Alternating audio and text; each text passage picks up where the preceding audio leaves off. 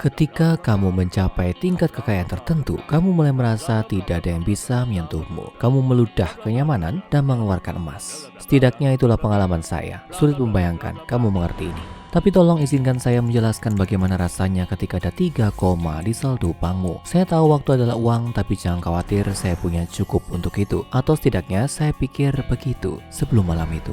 Intinya, semakin banyak uang yang kamu dapatkan, semakin tinggi kamu menaiki tangga emas itu, semakin kuat rasa amannya. Uang tidak bisa membeli kebahagiaan atau begitulah kata pepatah, tapi percayalah ketika saya mengatakan bahwa uang bisa membeli segalanya. Dan itu cukup dekat, itu benar. Saya salah satu dari 1% yang ditakuti, miliarder. Jangan salah paham, saya bukan pria yang lahir dengan sendok perak di mulut saya. Saya bekerja keras, saya beruntung tentu saja. Dan saya mendapat bantuan dari orang tua saya. Tapi siapa yang tidak mendapatkan sedikit bantuan dari keluarga mereka saat tumbuh dewasa? Setelah ayah saya membantu saya masuk ke sekolah Ivy League dan memberi saya pinjaman $20 juta sebagai hadiah kelulusan, saya benar-benar sendirian. Saya berusaha dan saya menabung, dan saya mengubah pinjaman itu menjadi konglomerasi teknologi terbesar di seluruh dunia. Setelah saya menghasilkan 100 juta pertama saya berhenti khawatir tentang menjadi cukup sukses, cukup terpacu, cukup baik. Setelah 1 miliar pertama saya merasa bisa melakukan apa saja. Dan jujur, saya bisa. Uang itu berhenti terasa nyata, berhenti menjadi apapun kecuali angka yang terus naik dan menunjukkan bahwa saya tidak akan pernah kehabisan poin dalam permainan kehidupan. Saya telah menang, saya membeli sendiri roket dengan interior Bluetooth untuk perjalanan ruang angkasa yang mewah. Saya memenuhi ruangan di rumah saya dengan gitar-gitar vintage yang sebelumnya pernah disentuh oleh para anggota The Beatles hanya karena saya bisa. Saya pindah ke sebuah pondok di Tuscany, sebuah rumah di Martha's Vineyard, sebuah rumah pantai di Hawaii, rumah besar saya di Los Angeles, dan favorit saya, sebuah villa di Prancis Selatan. Itu tidak semuanya tentu saja, tapi itu adalah 5 teratas. Jika kamu pernah mendapatkan kesempatan untuk memiliki rumah di setiap benua, saya sangat merekomendasikannya. Hanya bercanda ya, saya tahu kebanyakan orang tidak akan punya kesempatan. Tapi mungkin jika kamu beruntung, kamu akan mendapatkan undangan ke salah satu pesta legendaris saya. Jika kamu lebih beruntung daripada beruntung, kamu akan mendapatkan undangan ke pesta kostum tahunan saya. Ini adalah acara yang luar biasa setiap tahun dan tahun ini tidak terkecuali. Bayangkan, saya dan istri saya yang cantik, seorang supermodel internasional dan beberapa ratus teman terdekat kami berkumpul di rumah saya yang terletak tepat di seberang French Riviera. Temanya adalah Masquerade Ball dan dress code-nya ketat. Tak seorang pun akan diterima tanpa topeng atau pakaian cukup elegan untuk pesta. Di dalam apa yang menyebut mereka adalah kemewahan mutlak. Saya menginstruksikan perencana pesta saya untuk tidak menghemat biaya. Ballroom itu dilengkapi dengan lampu gantung Swarovski besar, ribuan lilin menerangi ruangan, nyala lampu berkilauan di kristal, dan mengisi ruangan dengan cahaya hangat. Di sudut kuartet gesek yang dipinjam dari Opera Nasional Paris bermain di sebelah salah satu dari 6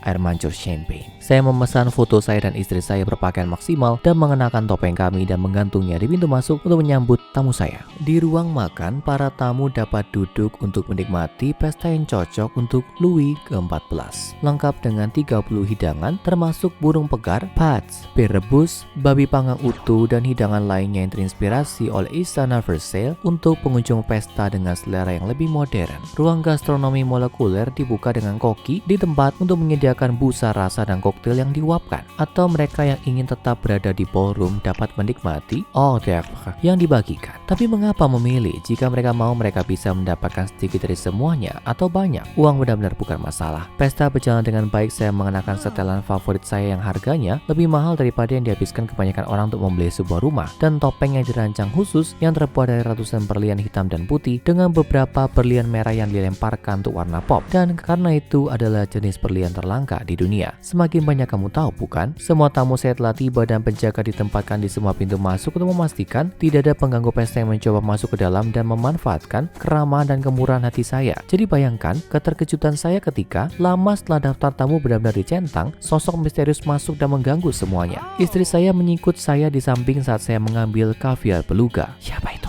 Dia berbisik padaku, membiringkan kepalanya ke arah pintu di ujung lain ruang dansa. Saya berbalik berharap untuk melihat orang asing atau baron minyak yang dia lupa namanya. Tapi sebaliknya, saya melihat sesuatu yang jauh lebih aneh. Di sana berdiri seperti bayangan di ruangan yang penuh sutra dan emas adalah seseorang yang mengenakan jubah hitam tebal. Dia mengenakan topeng, tapi itu meresahkan untuk dilihat. Mata gelap yang tajam mengintip dari keramik pucat yang beruncing menjadi paruh yang panjang dan runcing. Saya samar-samar ingat gambar dokter abad pertengahan yang memakai topeng seperti itu saat wabah Kawah hitam menghancurkan Eropa. Ini hanyalah pengganggu pesta yang unik mencari perhatian, saya tahu itu. Tapi melihatnya, rasa dingin menjalari tulang punggungku. Bagaimana dia bisa masuk? Saya menggelengkan kepala menunjuk ke salah satu penjaga keamanan yang ditempatkan di dekat pintu masuk. Lakukan pekerjaanmu teman-teman, ayo. Rob, penjagaku yang paling kuat, mendapat sinyal dan mendekati si penyusup. Saya menyesap minumanku, ingin sekali melihat orang sok keren yang dikeluarkan dari duniaku. Dia melihat Rob mendekat saat dia berdiri diam. Mata hitam kecilnya tidak berkedip. Apa maunya orang ini? Dia mengulurkan satu tangan bersarung hitam dan menyentuh tenggorokan Rob dengan satu jari. Begitu orang asing itu menyentuh kulitnya, Rob jatuh ke tanah tak bergerak. Dia ada di seberang ruangan, tapi entah bagaimana saya tahu dia sudah mati. Begitu Rob jatuh, pesta itu terhenti. Istri saya menjerit dan menarik lengan saya, tapi saya tidak bisa mengambil langkah. Saya hanya melihat membeku di tempat saat orang asing bertopeng dokter wabah mengeluarkan jarum suntik dari saku jubahnya dan menyuntikkan sesuatu yang tebal dan hitam ke tubuh Rob. Apa yang baru saja menjadi kudukan daging mati mulai meronta-ronta, tangan tidak menggenggam apa-apa, kaki menendang, dan sesuatu yang tampak seperti Rob tapi jelas bukan dia bangkit berdiri. Itu memiliki wajahnya, tubuhnya, tapi matanya kosong dan mati. Tidak ada cahaya di belakangnya, itu hanya datar.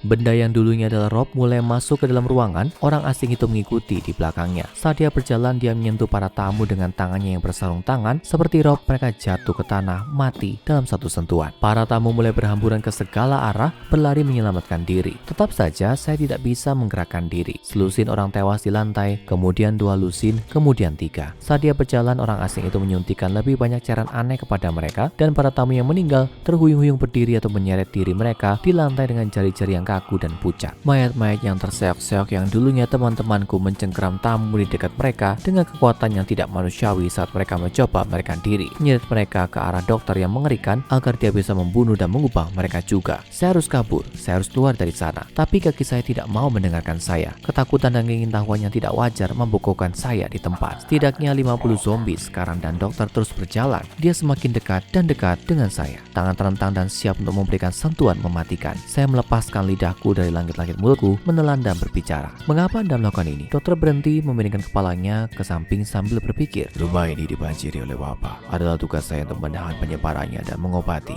yang terinfeksi. Dia berbicara secara formal dengan suara yang bergema dari dalam topeng dengan ujung logam. Mereka harus disembuhkan. Saya harus berpikir cepat. Saya bisa bicara untuk keluar dari ini. Saya telah menjual perusahaan, melakukan merger, menghindari membayar pajak seumur hidup saya. Sekarang saya harus bernegosiasi untuk hidup saya sendiri. Teman-temanku mungkin sudah hilang, tapi setidaknya saya bisa menyelamatkan diriku sendiri. Anda seorang dokter? Kataku. Dia tampak senang dengan ini. Saya seorang dokter. Ya, katanya. Anda mencoba membantu? Lanjutku. Iya, saya melihat Anda juga adalah seorang ilmuwan. Dia berhenti mendekat. Zombie telah berhenti maju pada saya. Itu bekerja. Saya tidak tahu apakah Anda menyadari ini, tapi saya orang yang sangat kaya, dokter. Saya meneguk champagne saya, berusaha sebaik mungkin untuk terlihat santai bahkan ramah. Saya yakin Anda membutuhkan dana untuk misi Anda. Mungkin kita bisa bekerja sama? Anda ingin membantu saya dalam misi saya? Dokter bertanya. Saya mau. Aku berbohong. Saya dalam keadaan sehat seperti yang Anda lihat, tapi saya tidak ingin wabah menyebar dan menginfeksi saya atau orang-orang yang saya cintai. Saya ingin membantu Anda. Saya terdiam, mencari kata yang tepat. Saya bisa menjadi pelindungmu. Dokter itu bertepuk tangan dan saya berani bersumpah dia tersenyum di balik wajahnya yang berparu. Bagus sekali. Ini memang pertemuan yang paling kebetulan. Saya senang bertemu Anda di sini, Pak. Jika Anda mau ikut dengan saya, kita bisa memulai pekerjaan kita. Dia berbalik dan menyapu keluar ruangan, memberi isyarat agar saya mengikuti. Saya mencari-cari jalan keluar, cara untuk menerobosnya, tapi ada terlalu banyak mayat yang siap menangkapku dengan kekuatan yang tidak manusiawi dan menyeretku ke kematian. Ruangan itu penuh dengan mereka, berjalan terseok-seok dengan pakaian formal mereka yang sobek, rang yang kendur tergantung lepas, dan mata kosong mengawasiku. Saya tidak punya pilihan selain mengikuti orang ini dan hanya menunggu kesempatan saya untuk kabur. Saya tidak tahu berapa lama kami berjalan menyusuri jalan-jalan kota yang sempit dalam kegelapan. Setiap kali kami melewati sebuah gang yang saya pikir saya bisa merunduk, dokter semakin dekat dengan saya dengan tangannya yang mematikan atau sekelompok zombie mengepung saya. Saya berada di luar, seharusnya saya bebas, tapi tidak ada tempat untuk lari. Akhirnya, dokter berhenti di depan sebuah rumah yang ditinggalkan dan bobrok. Catnya mengelupas dari dinding dan ada lubang yang membusuk di langit-langit. Selamat datang, Pak, di laboratorium saya. Dia membuat gerakan menyambut mengundang saya untuk berjalan melewati pintu. Saya menurut melewati ambang pintu. Bau busuk dan darah kering menghantam saya begitu keras sehingga saya pikir saya akan muntah. Rumah itu gelap, saya harus menyipitkan mata untuk melihat, tapi saya bisa melihat tumpukan bagian tubuh, hewan, dan manusia yang berserakan. Ada sebuah meja yang dipenuhi dengan peralatan bedah dan di sebelahnya tas dokter kulit hitam. Ada orang di sini juga, atau mereka dulunya manusia. Mereka adalah zombie yang diam seperti yang lainnya. Beberapa berdiri di sepanjang dinding dengan diam, yang lain berbaring di tanah terhubung ke infus penuh cairan aneh atau diikat ke brangkar siap untuk dioperasi. Ini terlihat bagus. Suaraku bergetar, tapi kuharap dia tidak menyadarinya. Dengan dana saya, kita dapat meningkatkan lab Anda, membuat fasilitas yang lebih berteknologi tinggi, pencahayaan yang lebih baik, lebih banyak ruang, asisten peneliti. Bagus sekali. Bersama-sama kita akan membasmi wabah untuk selamanya. Itu. Dokter menunjuk meja medis di sebelah kananku. Ambil sepasang sarung tangan dan kenakan. Dokter itu mengangguk saat saya meremas tangan saya ke dalam sepasang sarung tangan medis karet. Baik, bisakah Anda menunjukkan lebih banyak tentang apa yang sedang Anda kerjakan? Pemikiran yang bagus. Ketika punggungnya berbalik, saya akan lari keluar pintu dan pergi ke tempat yang aman. Dokter mendekati meja yang dipenuhi peralatan dan membungkuk untuk mengambil pisau bedah. Sekarang adalah saatnya. Saya berlari menuju pintu, secepat kakiku akan membawaku. Saya bertabrakan dengan sesuatu yang keras dan dingin. Itu adalah Rob, pengawal lamaku yang melakukan yang terbaik, menjaga keamanan perimeter. Pak, kemana Anda pergi? Dokter memanggil. Apakah Anda mencoba untuk meninggalkan pekerjaan kita? Dia berhenti sejenak, menyadari apa yang telah kulakukan. Apakah Anda menipuku?